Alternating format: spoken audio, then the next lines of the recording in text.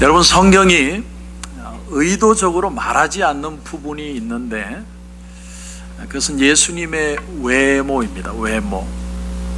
예수님이 키가 크셨는지, 머리가 곱슬이었는지, 아니면 저처럼 이렇게 좀 푸짐했는지, 아니면 날씬하셨는지 전혀 말하지 않습니다. 머리가 길었을까 짧았을까, 또 잘생겼을까 못생겼을까, 근데 그걸 전혀 말하지 않아요. 왜냐하면 그게 중요한 것이 아니기 때문에. 중요하면 분명히 말했을 겁니다. 억지로 예를 든다면, 만약에 예수님의 머리가 곱슬이셨다, 그럼 제자들은 전부 다 핑클 파마를 했을 거예요. 전부 예수님 닮아야 되니까. 또 성경이 말하지 않는 것 중에 하나가 뭐냐면 예수님의 성격입니다. 성격이라는 건 사람이 태어나면서 가지게 되는 하나의 그 사람의 모습이죠. 그래서 성격을 여러 가지로 나눕니다. 다혈질, 담즙질, 점액질, 또 우울질, 여러 가지로 나누는데 예수님의 성격에 대해서는 전혀 말하지 않아요.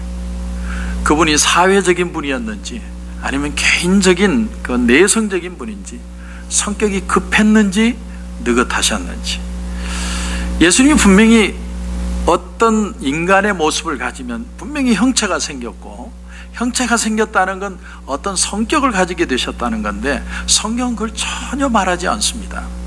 왜냐하면 그 불필요하기 때문에. 우리가 모르는 게 낫습니다. 만약에 예를 들어서 예수님의 성격이 급했다, 그러면 예수님을 닮게 해서 전부 성격이 다 급하고 난리가 나고 그렇게 하지 않았겠습니까? 반대로 성격이 느긋한 사람들은 낙심했을 거예요.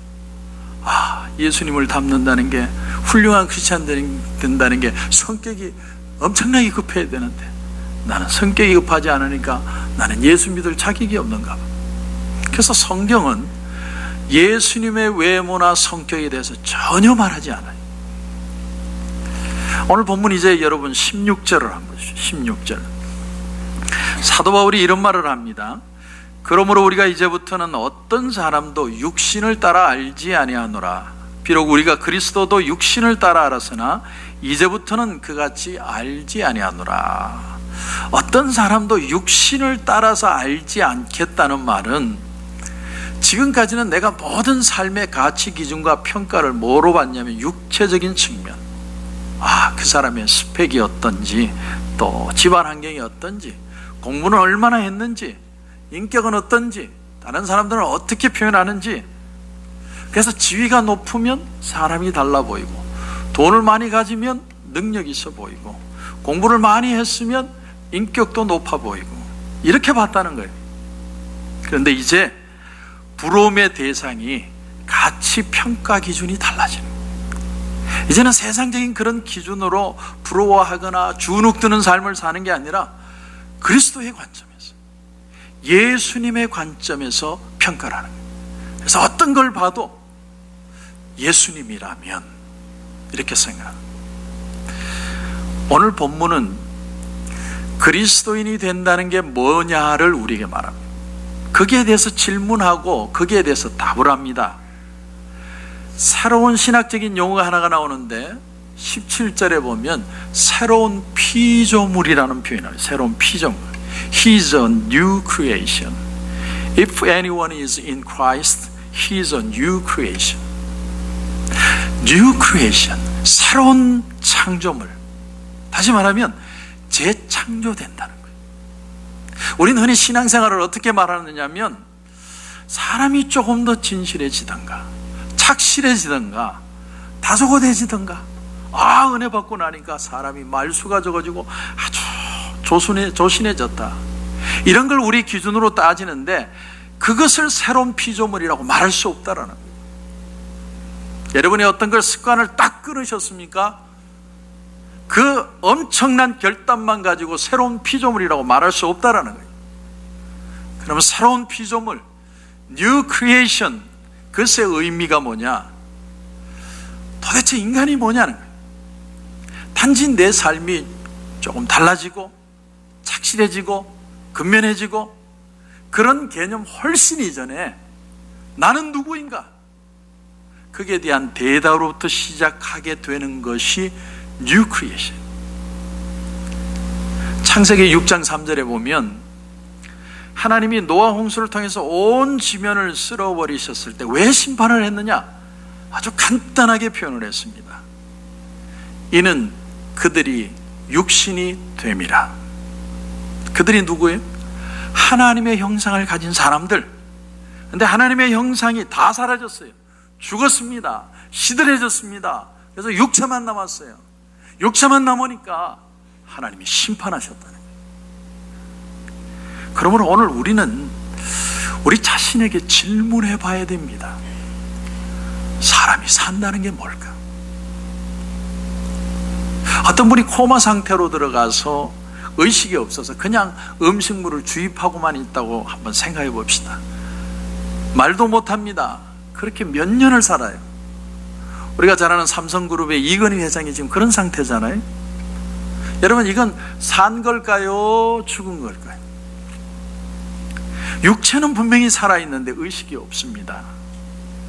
영혼이 여기에 있는 겁니까? 떠난 겁니까? 몸만 살아있으면 다 산 걸까요? 성경적으로 말하면 영혼이 떠나면 죽은 거예요. 우리 인간의 눈으로 볼 때는 심장이 멎어서 죽고 혹은 뇌파가 정지돼서 죽는다고 생각하지만 신학적인 의미는 그렇지 않아요. 영혼이 떠날 때 우리의 몸은 죽는 겁니다.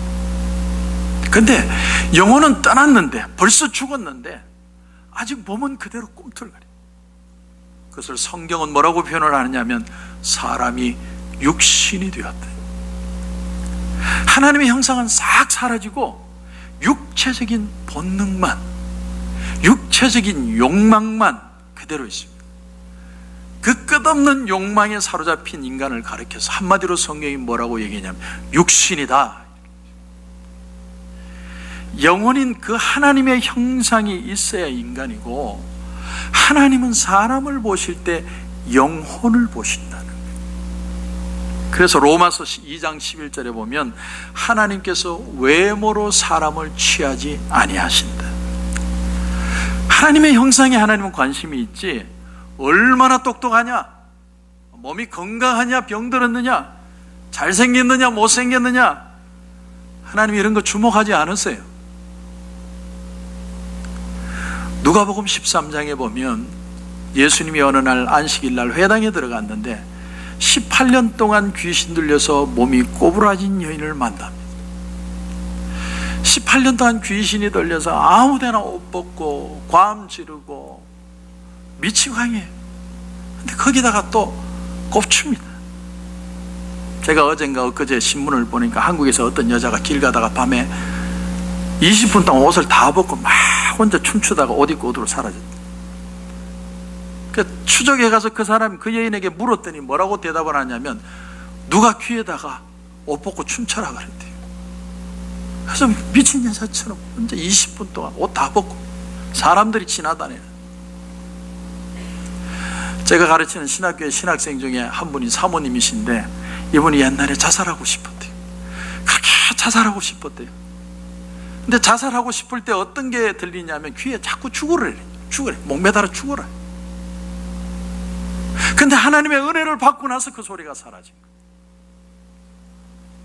거예요. 예수님이 그 여인을 고쳐주십니다.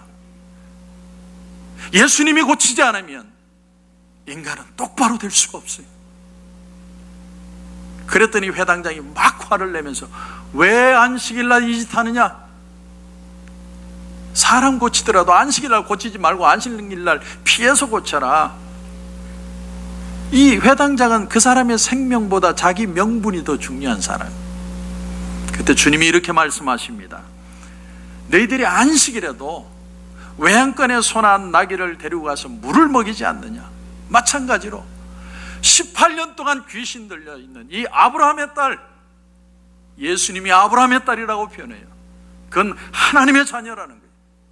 하나님의 자녀인데 18년 동안 귀신 들려서 자기가 누군지 모르고 사는 그 영혼을 내가 지금 풀어주는데 뭐가 문제냐?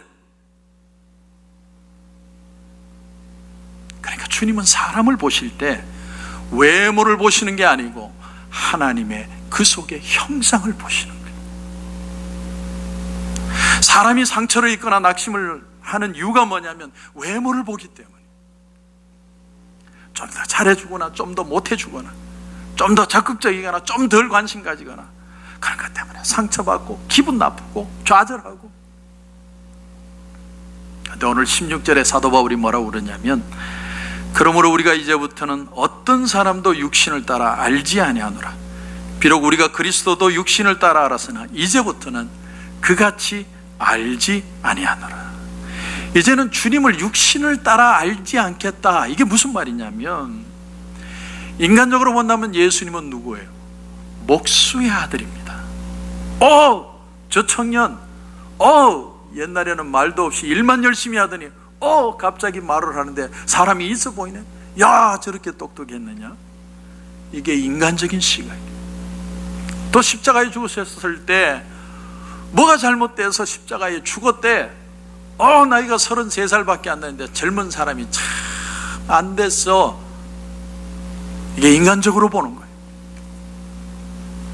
사도 바울은 육신을 입고 예수님을 본 적도 없고 그 교훈을 들어본 적도 없습니다. 그 기적을 본 적도 없습니다.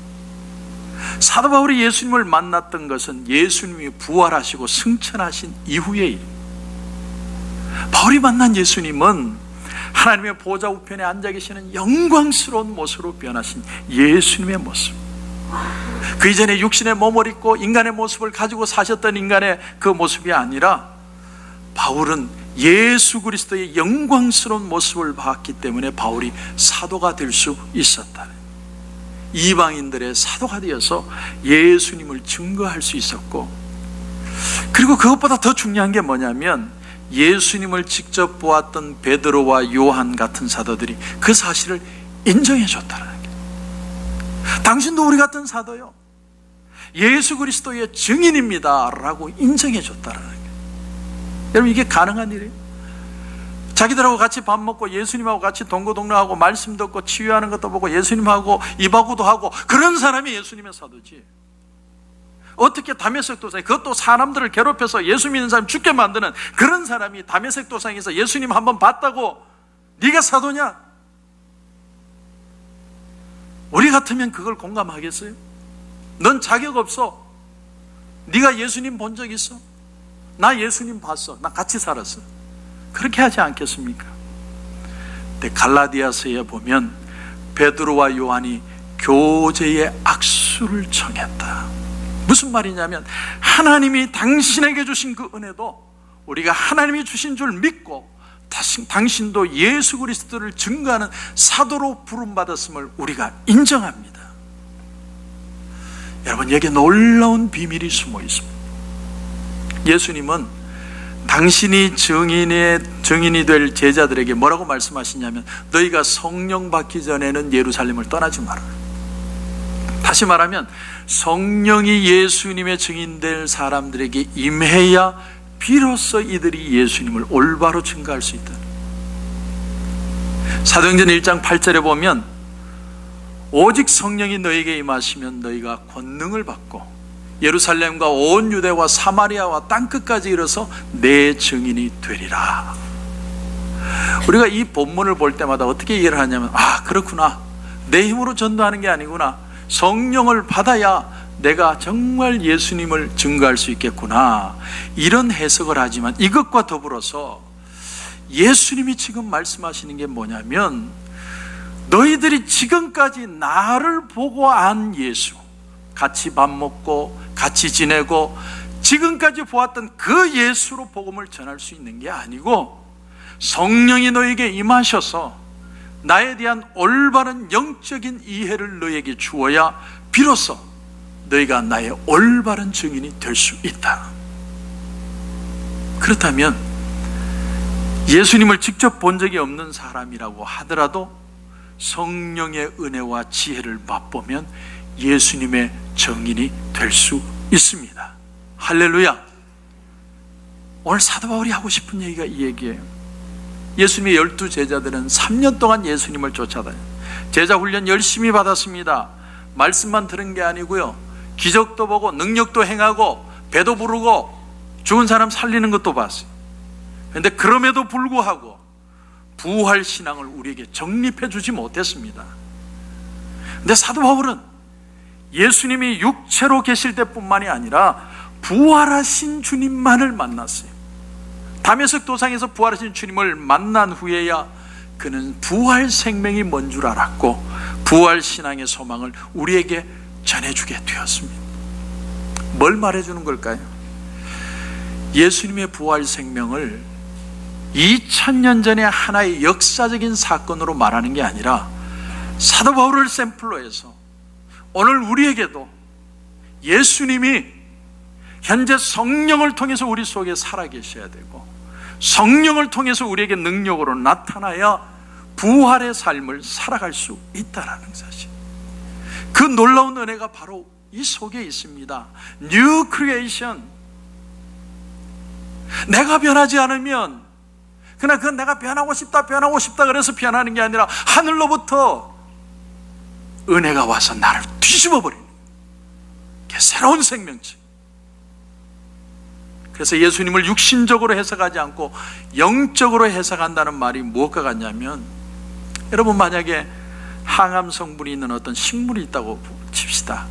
그러면 그 식물을 많이 먹어도 항암 성분을 취하는 거지만 그 식물 속에 항암 성분의 효과가 있는 것들만을 뽑아내서 약을 만드는 것처럼 사도 바울은 예수님을 직접 본 적도 없고 그분을 만나고 경험한 적도 없지만 성령이 예수님의 공생의 복음에 필요한 부분만을 추출해내서 본질적인 복음을 전할 수 있도록만 그걸 성령이 하셨어요. 필요한 부분만을 추출해서 그것을 메시지로 삼게 하셨다. 그래서 사도 바울은 이방인들에게 예수님의 복음을 전할 때 너희가 유대인으로 오신 예수님을 믿으려면 너희들도 유대인이 되어야 된다 그렇게 말한 게 아니고, 너희가 이방인으로서 유대인이 되지 않아도 얼마든지 그리스도인이 될 수 있다. 지금 제가 말씀드리는 이 추출된 성분, 그 핵심만을 전했고 그 말씀만을 붙들면 우리가 예수 안에 새 생명이 될 수 있고 육신을 따라 살아가지 않을 수 있습니다. 오늘도 마찬가지. 예수님이 얼마나 훌륭하신가. 그분의 착한 행동을 본받자. 병든 사람을 보면 예수님도 우셨대. 나도 울어야지. 예수님 제자들의 발을 씻었대. 나도 겸손하게 발 씻는 마음으로 겸손해져야지. 너무 중요하고 좋습니다. 그러나 우리는 주님의 행동 이전에 하나님의 아들이신 예수님을 보아야 됩니다. 하나님의 말씀이 육신이 되어 우리 가운데 오신 겁니다. 그래서 육체로 오신 예수를 이해하는 게 아니라 하나님의 계시자, 그래서 우리 죄를 위하여 십자가에 돌아가신 예수님, 그 하나님으로 모실 때만 우리의 삶의 변화가 일어날 수 있습니다. 테레사 수녀가 생전에 이곳 미국에서 순회 집회를 할 때 어느 날 아주 그 부자를 만났다. 굉장한 부자. 같이 식사를 하는데 테레사 수녀에게 질문하는 겁니다. 수녀님, 지금 당장 급한 게 뭡니까? 그 말은 역으로 얘기하면 내가 한몫 줄 수 있다는 거죠. 만약에 제가 밥을 먹고 있는데 누가 갑부가 목사님 당장 급한 게 뭡니까? 질문하면 새 건물 이렇게 할까요? 그런데 그 테레사 수녀가 한 말이 뭐냐면, 필요한 거요, 저에게는 예수님만 필요합니다. 주님 한 분만 저에게 필요합니다. 또 다른 테레사 수녀의 얘기가 있습니다. 테레사 수녀가 노벨상을 받는데 어떤 기자가 질문을 했어요. 참 의외의 질문, 참 갈등할 수밖에 없는 질문을 던졌습니다. 수녀님은 왜 아무런 희망도 없는 사람에게 시간을 웨이스트합니까? 기자가 이렇게 질문하면 어떡해? 노벨상 받고 있는데. 왜 죄할 가능성이 있고 치료받아서 나라와 민족을 위해서 일할 사람들을 위해서 헌신하지 않고 이제 죽어가는 사람, 살 수도 없는 그 사람에게 왜 시간을 웨이스트 하십니까? 근데 테레사 수녀가 잠깐 머뭇거렸어요. 너무 문제가 충격적이라. 근데 이내 곧 이렇게 대답을 했습니다. 이 사람들은 평생을 개처럼 취급받고 살았습니다. 한 번도 인간 대접을 받아본 적이 없습니다. 이 사람들에게 가장 무서운 병은 아무도 자신을 원하지 않는다는 사실입니다. 그런데 저들도 웃으면서 죽을 수 있는 권리가 있는 거 아닙니까? 인간이 죽으면서 인간으로서 가장 귀한 가치, 내가 인간으로 죽는다는 걸 얘기해 줄 사람이 한 사람은 필요한 거 아닙니까? 그러니까 그 사람을 도와주겠다는 게 살려내겠다는 말이 아니에요. 하나님의 사랑을 깨달으면서 구원받은 영혼으로 하나님 앞에 평안히 가도록 도와주겠다. 그게 목적이에요. 차원이 틀려요. 그 영혼을 보는 겁니다. 그래서 New Creation, 오늘 17절 말씀에 그런즉 그리스도 안에 있으면 새로운 피조물이다. 근데 그 새로운 피조물은 어떻게 만들어지느냐? 18절을 보면 설명을 합니다. 그것은 어디로부터 난다고 그래요? 모든 것이 하나님께로부터 난다. 이걸 본어게인 한다고 그럽니다. 겐난 아노덴이라는 헬라어예요. 이건 위로부터 난다는 거예요. From above. 내가 열심히 수련해서 도탁해서 착해서 해야지, 말씀대로 살아야지, 주님 뜻대로 살아야지, 할렐루야 아멘, 그런다고 변하는 게 아니고 하늘로부터 내게 은혜가 임해서 나는 옛날로 돌아가고 싶고, 나는 옛날 것이 좋고, 나는 언제 힘들면 또 돌아가고 싶은 마음들이 있는데 하늘로부터 은혜가 임해서 그 뜻대로 살아갈 수밖에 없는 상태가 되는 상태, 그게 바로 New Creation, 하늘로부터 임는 역사. 근데 이건 사람의 머리로 이해할 수 없어요. 경험해 봐야 됩니다. 그러나 그 은혜를 맛보면 완전히 새로운 세계를 살게 되는 거예요. 저는 그런 역사가 우리 가운데 있기를 주님의 이름으로 축원합니다. 오늘 말씀을 더 보면요, 잠깐 더 보면, 그렇다면 이런 뉴 크리에이션이 일어나려면 어디서부터 시작이 되어야 되느냐? 오늘 말씀은 하나하나 설명을 합니다. 어떻게 이런 일이 일어나느냐? 답이 14절이에요. 14절 보십시오. 그리스도의 사랑이 우리를 강권하시도다. 우리가 생각하건대 한 사람이 모든 사람을 대신하여 죽었은즉 모든 사람이 죽은 것이라. 오늘 이 말씀은 주님이 십자가에 죽을 때 나도 죽었다, 그런 원리예요. 십자가를 쳐다본다는 건, 십자가를 쳐다볼 때 내가 죽는 걸 말하는 거예요. 내 욕심도, 내 정욕도, 내 미련도, 내 아쉬움도 다 죽는 거예요. 십자가는 죽는 걸 말하는 거예요. 그러니까 완전히 내가 죽고, 내가 십자가 앞에서 완전히 죽어야 다시 사는 역사를 경험하는 거예요. 이것이 뉴 크리에이션의 근거입니다. 그러므로 오늘 17절에 그런즉 누구든지 그리스도 안에 있으면 새로운 피조물이라.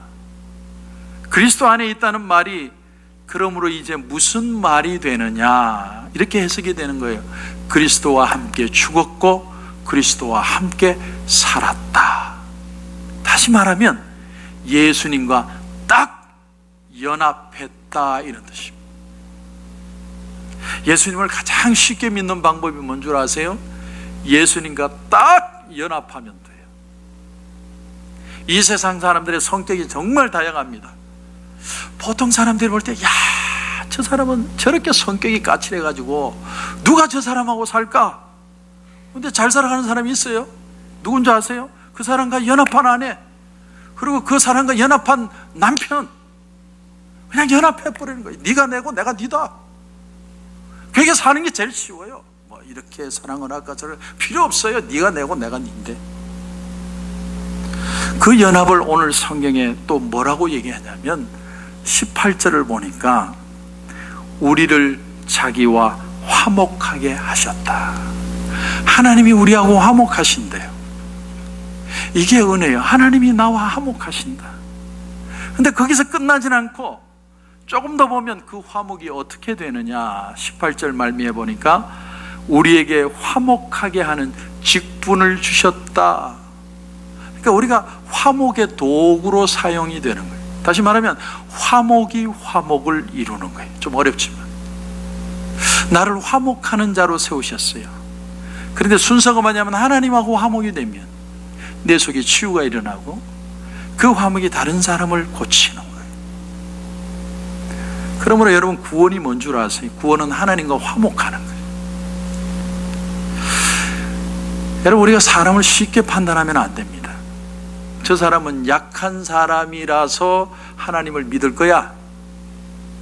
저 사람은 생각이 부족하니까 맨날 교회 찾는 거야. 저 사람은 자기가 부족하니까 믿음에서 위로를 자꾸 받는 거야. 이런 식으로 멸시하면 안 돼요. 그들이 믿는 이유는 사람마다 다 믿을 만한 이유가 있기 때문에 그래요. 그걸 드러내지 않고 말하지 않을 뿐이지 사람마다 다 믿을 만한 이유가 있어요. 예수님이 12의 혈루병을 앓던 여인이 주님의 옷자락만 잡아도 나을 것이다 해서 나았을 때 중요한 건 아무도 모르게 그 여인이 나았다는 거예요. 주변에 많은 사람들이 있었지만 이 여인이 예수님의 옷자락을 잡고 나았다는 걸 아는 건 예수님하고 둘밖에 없어요. 그런데 예수님이 돌아보시면서 누가 내 옷자락 잡았냐? 예수님이 물어보기 전에는 아무도 몰랐어요. 그러면 예수님이 왜 물어보셨느냐? 하나님의 역사는 개인이 혼자 간직하고 있기에는 너무나 귀중한 것이기 때문에 그것을 나누어야 많은 사람들이 힘을 얻을 수가 있다. 하나님이 이 여자를 고쳐주셨지만 이 여성만을 위하여 고쳐주셨다고 생각하면 안 됩니다. 이 여인에게 주는 많은 사람들에게 주는 메시지가 있습니다. 그래서 기독교 신앙을 믿음을 나누고 전하는 신앙이라고 부르는 이유가 바로 여기에 있습니다. 하나님이 내게 복을 주는 건 내게 복을 주시는 거지만 나 하나만 복받고 살라고 주시는 게 아니에요. 하나님이 나에게 은혜를 주시고 내게 하나님께서 성령을 부어주시지만 그건 내게 주시는 것이지만 나 하나만을 위해서 주시는 게 아니에요. 어떻게 보면 하나님이 한 사람에게 은혜를 부어주시는 것은 많은 사람들에게 주시는 메시지가 거기에 담겨 있는 거예요. 그러므로 저와 여러분은 이제 피스메이커입니다. 트러블 메이커가 되면 안 돼요. 내 마음에 믿는 것을 입으로 시인하는 지혜로운 방법을 배워야 돼요. 서로의 믿음을 도와주어야 됩니다. 자랑하라는 얘기 아니에요. 내가 어렵다는 걸 드러내라는 말이 아니라 이 여인이 두려워하면서 예수님께 나와서 주님의 겉옷에 손을 대었더니 내가 나았습니다. 그 고백을 한 것처럼 내가 옛날엔 이런 아픔이 있었는데, 내가 옛날엔 이런 고통이 있었는데 예수님을 만나고 나니까 내가 이렇게 변했습니다. 나는 감사할 수밖에 없습니다. 그것보다 강력한 증거가 없는 겁니다. 이것이 피스메이커 그리고 뉴 크리에이션의 삶의 모습입니다. 내게 방법이 있는 게 아닙니다. 사람들이 우리 한번 잘해봅시다 한다고 거기서 해결이 되는 게 아니에요. 하늘로부터 은혜를 주셔야 합니다. 그 은혜를 구하고, 은혜 못 받으면 은혜 받을 때까지 기도해서라도 은혜를 받아서 하나님과 화목이 일어나고 내 속에 치유가 일어나고 그 간증을 통해서 누군가가 힘을 얻게 될 때 이 세상의 역사는 변화되게 되는 것입니다. 이런 은혜가 저와 여러분 가운데 넘치시기를 주님의 이름으로 축원합니다.